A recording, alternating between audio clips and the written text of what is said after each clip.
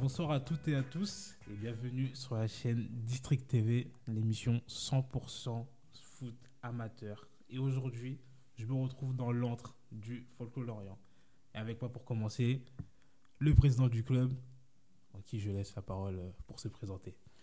Je m'appelle Théo, donc je suis président du Folklore Lorient depuis un an passé maintenant. Donc voilà. J'ai été éducateur pendant 10 ans ici. Après, par la suite, j'ai quitté le club pour voir ailleurs un peu comment ça se passait. J'ai fait 3 ans à l'US Montagnarde. Ouais. Et je suis revenu dans le bureau à partir de la saison dernière et j'ai pris la tête du club à partir de novembre 2022. Pour toi, c'est quoi tes principales responsabilités en tant que président du club du Folklore?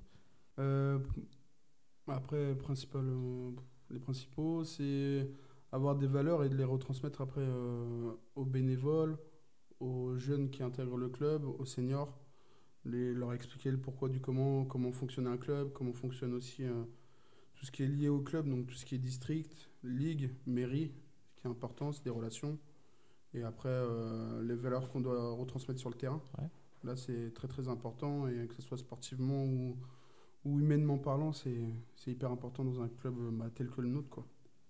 Est-ce que tu as une vision à long terme pour ton club aujourd'hui, tes attentes auprès de chaque section sportive que tu as aujourd'hui?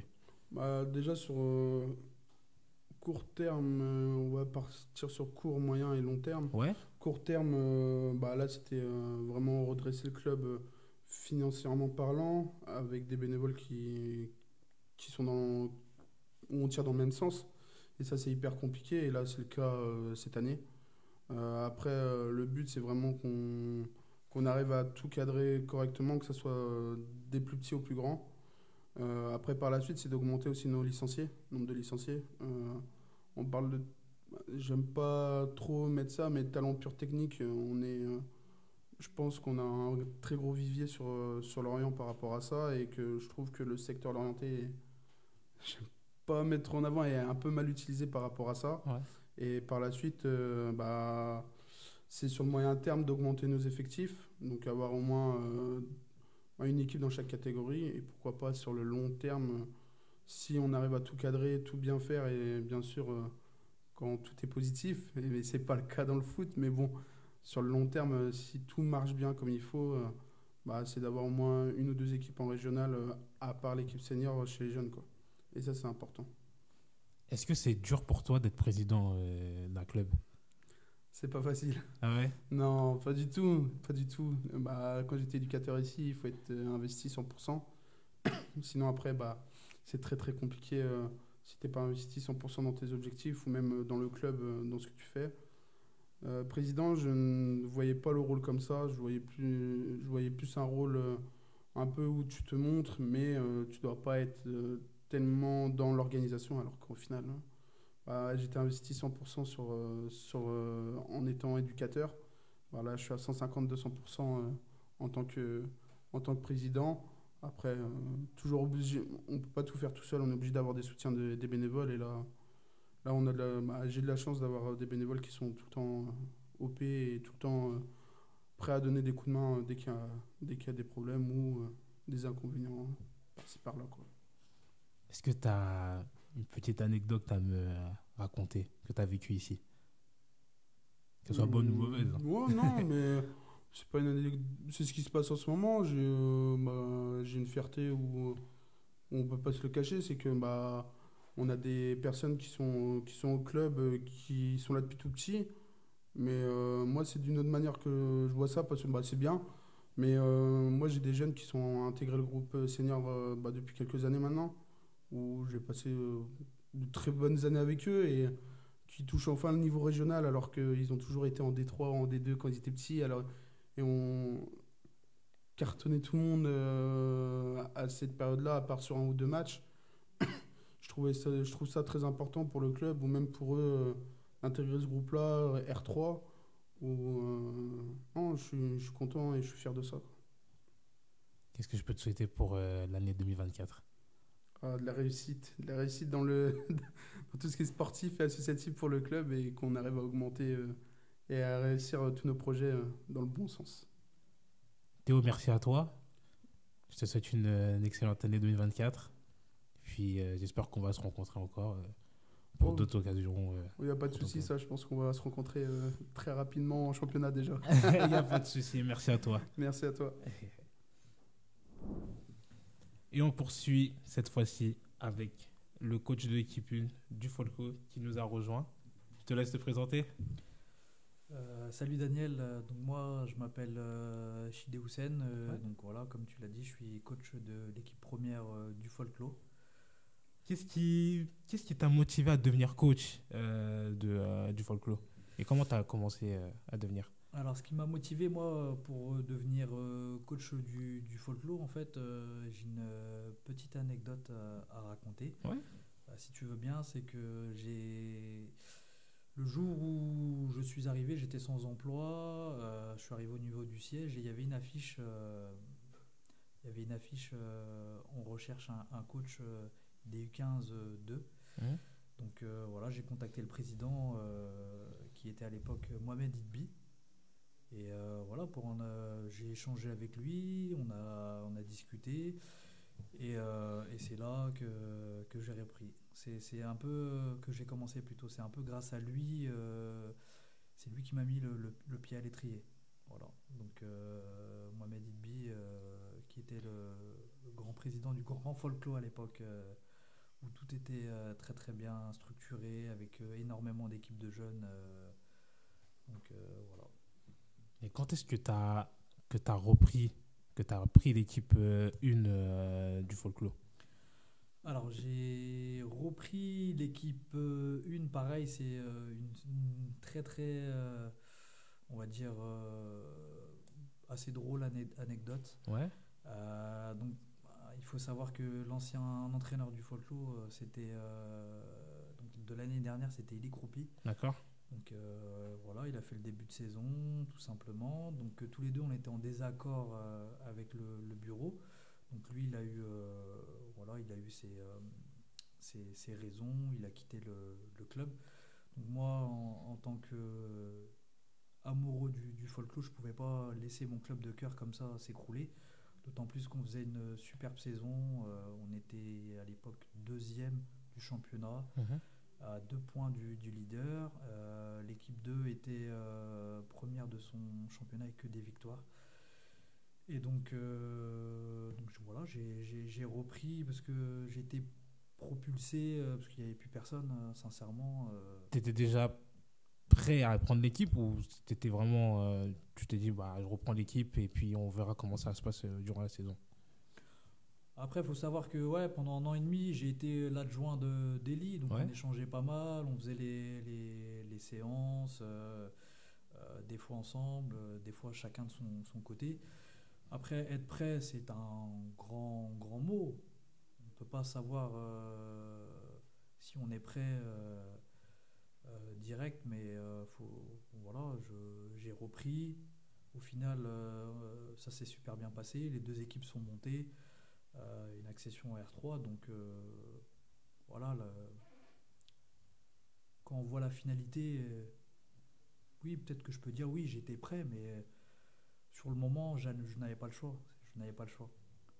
Il faut savoir que quand le bureau a démissionné, parce ils ont démissionné, Mhm. il y a eu 2 personnes qui sont revenues. Donc Farouk Gomeri qui gère un peu toute la partie communication du club. Ouais. Et on peut le voir là sur les réseaux, ça cartonne. Il y a des fois où je marche dans la rue, je connais même pas les gens, on m'arrête. Ah, c'est toi le coach du folklore. Donc son travail, il est vraiment énorme sur ça. Donc il n'y a rien à dire. C'est aussi le vice-président. Mhm. Et il y a eu Théo aussi, Felin. Et sans ces 2 personnes-là, je pense que la saison n'aurait pas été la même. Voilà. Si je peux.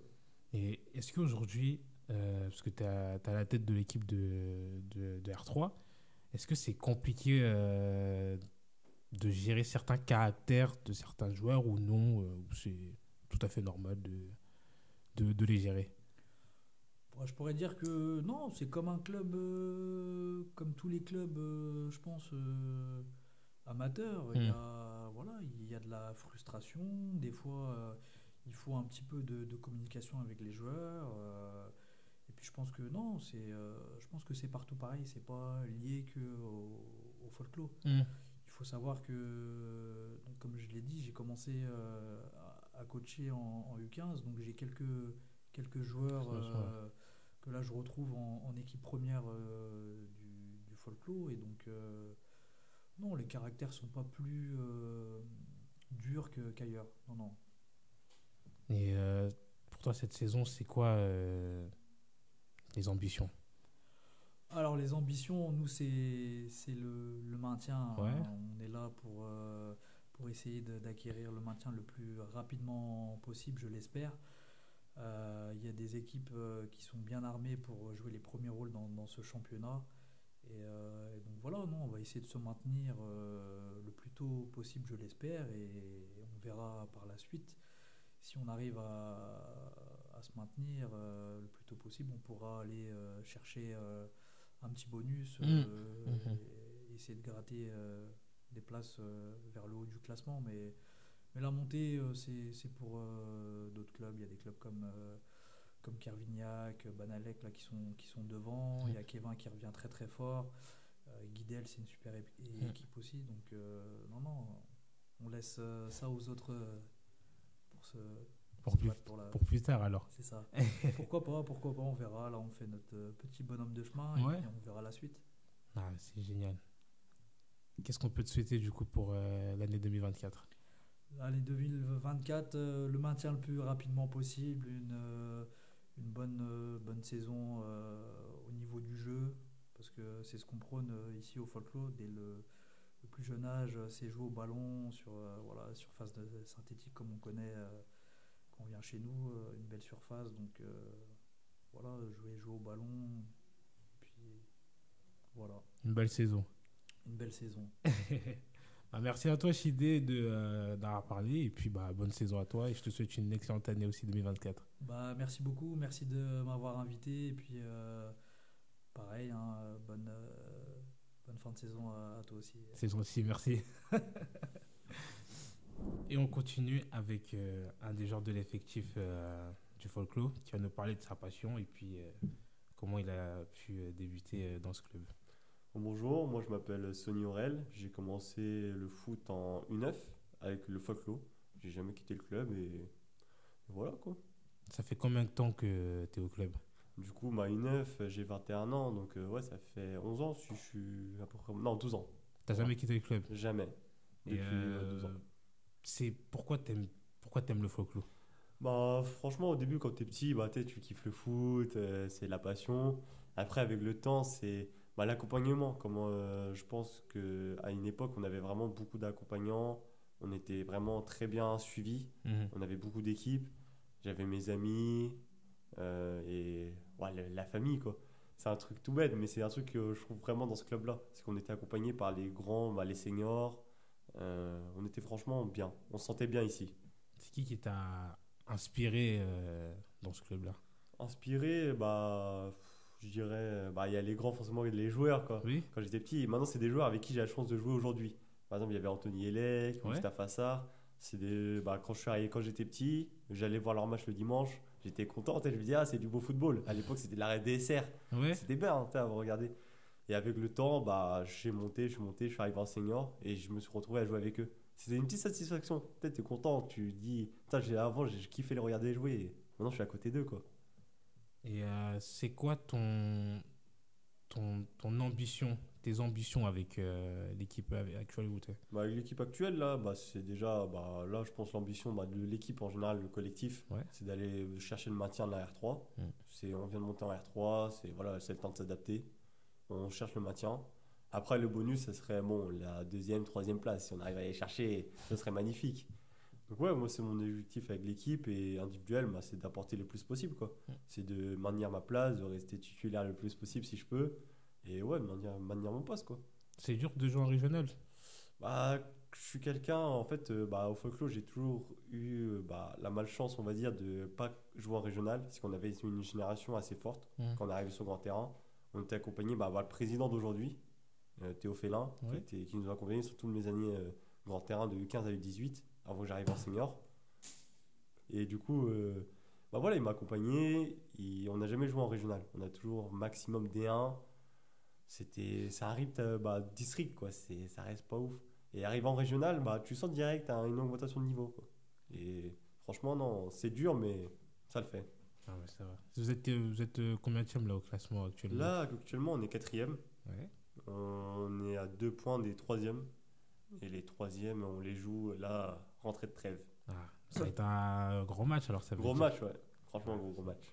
Est-ce que tu as une anecdote à me raconter que tu as vécu Anecdote, avec ouais, Folklore? j'en ai pas mal. Après, bah, je pourrais dire mes premiers matchs en U15 quand j'étais en U13. J'étais Ouais. surclassé. Ah, J'étais en U13, je jouais avec les U15. Ouais. Et c'était avec le coach actuel des seniors, Chide, qui avait les U15 à cette époque-là. Et mon premier match à Kevin, franchement, c'était un gros match. Moi, c'était dur. Fallait m'adapter physiquement. Après, il y a plein de choses. Il y a nos tournois de 2 jours à Lille qu'on faisait quand on était sur le grand terrain. Où, avec un des bénévoles, on a réussi à s'arranger pour aller à Paris alors que c'était pas sur le chemin. Des anecdotes comme ça, franchement, il y en a plein ici Ouais. au club. Mais anecdote, je pense, moi, ça reste un match. Un match qui m'a marqué dans ma carrière actuellement. Enfin, carrière, si je puis appeler ça ouais, comme dans ça, ta- quoi. dans Dans ta ma vie vie de footballeur. football, quoi. Ouais. Et bah, c'est le match du CEP. Match du CEP incroyable. On est une D2, on joue une R1, on va chercher la victoire 4-3, penalty dernière minute, notre gardien la sort. La victoire, la joie, parce que plein de gens étaient venus nous voir, le quartier, parce que forcément on était soutenus par tout le monde. Non, franchement, je pense que c'est mon meilleur souvenir au club et ça restera gravé à jamais. Fallait pas perdre ce jour-là. ça veut dire. Fallait pas perdre. C'était dur, on avait la pression. Ah là là. Qu'est-ce que je peux te souhaiter du coup pour l'année 2024? Bon, déjà la réussite de cette année avec le club. Ouais. Après, accompagner le plus possible mes jeunes, parce que j'éduque aussi un peu les U13 et les U16. Essayer de chercher des objectifs importants avec eux. D'aller chercher une petite coupe ou un petit championnat intéressant, quoi. C'est génial. Merci à toi Sony d'être venu Bon, je me t'en parler prie, de ta merci à vous de passion. m'avoir invité. C'est gentil en tout cas. Et puis bonne saison à toi. Merci. Et bonne année 2024 à toi. Merci, à toi aussi. Merci, c'est gentil. Et on finit avec un des bénévoles dévoués pour son club. Je vais laisser se présenter. Je me présente, moi c'est Ndion Gorgui. J'habite à Kervé depuis un certain temps. Voilà. Qu'est-ce qui t'a poussé à devenir bénévole? Pour moi, être bénévole au club, c'est une question. Pour moi, c'est logique d'être bénévole au club parce que c'est un club qui a pu m'apporter des choses. J'ai fait pas mal de clubs et la base, c'était le folklore parce que j'ai des éducateurs, j'ai des entraîneurs et j'ai eu pas mal de bénévoles qui m'ont soutenu quand ça allait mal. Et aujourd'hui, je me dois d'être reconnaissant envers ces clubs, raison pour laquelle aujourd'hui je suis bénévole au club. Voilà. Est-ce que tu peux me décrire ton rôle du coup de bénévole? Aujourd'hui, déjà par rapport au siège, il y a le fait de diffuser des matchs de Ligue des Champions, des matchs de Coupe du Monde, la Coupe d'Afrique, on s'y retrouve. Et pour moi, le folklore, c'est une famille. Pour moi, c'est même pas du bénévolat en fait. Pour moi, c'est juste, je suis à la maison, je me rends utile à cette maison-là. Voilà, c'est comme ça que je décris la chose. Et est-ce que pour toi, le travail de bénévole, c'est pas assez montré, enfin, c'est pas, comment je peux dire ça, c'est pas assez visible dans le club? Pour moi, quelqu'un qui est bénévole dans une structure, c'est pas quelque chose qui est valorisé. Voilà, c'est ça. C'est pas quelque chose qui est valorisé. Ouais. Alors que pour moi, en fait, je vais parler du folklore. Aujourd'hui, il n'y a qu'un salarié au club. Et tout autour de ce salarié qui est chilé, il n'y a que des bénévoles. Et pour moi, le bénévolat, en fait, c'est quelque chose qui doit être inculqué aux enfants. Aujourd'hui, on a pas mal d'enfants aujourd'hui, des jeunes comme Yilmaz, Ali et d'autres qui commencent à arpenter le siège. Et à travers ce message, je dirais juste que le métier de bénévole mérite plus d'être vulgarisé en fait à travers une structure. Parce que pour moi, aujourd'hui, si le folklore, il est encore solide, il est encore là, il a ses bases, c'est grâce à des Farouk, c'est grâce à Théo, c'est grâce à Moustapha Sarr qui est revenu, c'est grâce à d'autres personnes qui ont pu faire vivre le club. pour moi, c'est les bénévoles qui font vivre un club. Voilà. Quel message tu aimerais faire passer à d'autres personnes qui souhaitent devenir bénévoles d'un club? Pour moi, le message que j'aimerais bien véhiculer, c'est tant que tu as l'amour d'un club, Ouais. pour moi, tu peux toujours être utile. Tu peux être tu peux être dans le bureau, dans tout ce qui est administratif.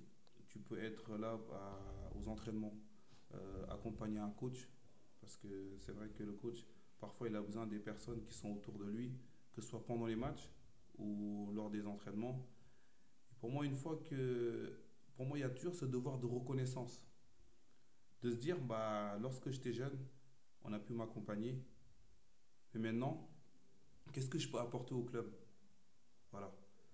Pour moi, le message, c'est tant que on t'a donné, en retour, tu dois donner. Voilà. Qu'est-ce que je peux te souhaiter du coup pour l'année 2024? Pour moi, l'année 2024, déjà la santé. Ouais. Y a plein de projets qui sont mis en place. Aujourd'hui, je vais vous parler d'une personne, Farouk, qui œuvre pour ce club et de façon bénévole. Comment dire, à travers Instagram, il a pu mettre des vidéos qui rendent le club plus attractif, même si aujourd'hui, ok, il y a des joueurs qui sont venus par rapport au niveau, mais je pense que à travers les réseaux, certains ont pu voir que le Folklore, l'image du club passe mieux, ce qui fait que ça donne envie. Et ce que j'ai envie de souhaiter au club, c'est déjà de se maintenir et d'avoir plus de joueurs en termes de compétitivité pour l'année prochaine, et la santé pour tout le monde, et que le club il puisse durer, et encore avec des bénévoles autour.